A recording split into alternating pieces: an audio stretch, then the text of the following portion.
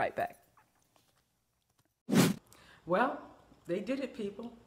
The Congress has passed historic legislation, the first of its kind in the history of the Oval Office, paving the way for the Speaker of the House, John Boehner, to file a lawsuit against the President of the United States.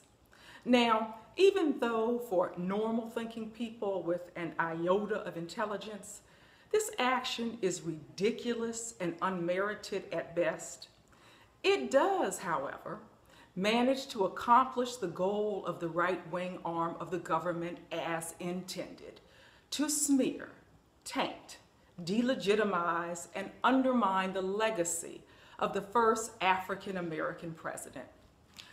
I don't know how you feel about it, but it is now time for this president to take off the kid gloves. Drop the mask of diplomacy, reaching across the aisle, kumbaya mentality. It's time to go there. It's time to exercise the full power of the office of the presidency that is squarely at President Obama's disposal. And since our Congress can greenlight a bogus lawsuit against the leader of the free world for doing his job as the twice duly elected President of the United States, he now, in my humble opinion, needs to assemble his own dream team of lawyers and initiate charges of treason against some members of the United States Congress. Yes, I said it, treason. I ain't gonna apologize and I ain't gonna take it back. Treason is defined as the offense of acting to overthrow one's government or to harm or kill its sovereign, a violation of allegiance to one's sovereign or to one's state.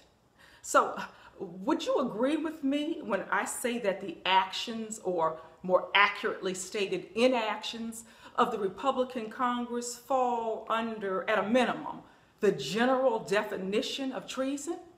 Now, I'm not an attorney, so I don't know what criteria would need to be met to bring these charges.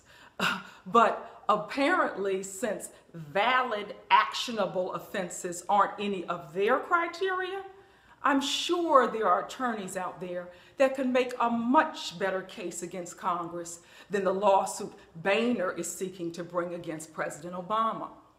I believe, and I don't believe I'm alone here, that it's time for our president to adopt a Marcellus Wallace attitude in the movie Pulp Fiction and get medieval on their asses. What, after all, Mr. President, do you have to lose? I know that you have tried your entire presidency to not be the angry black man, but that time needs to quickly draw to an end. It's time to show some righteous indignation and let the world see that you are no longer going to permit yourself to be handled.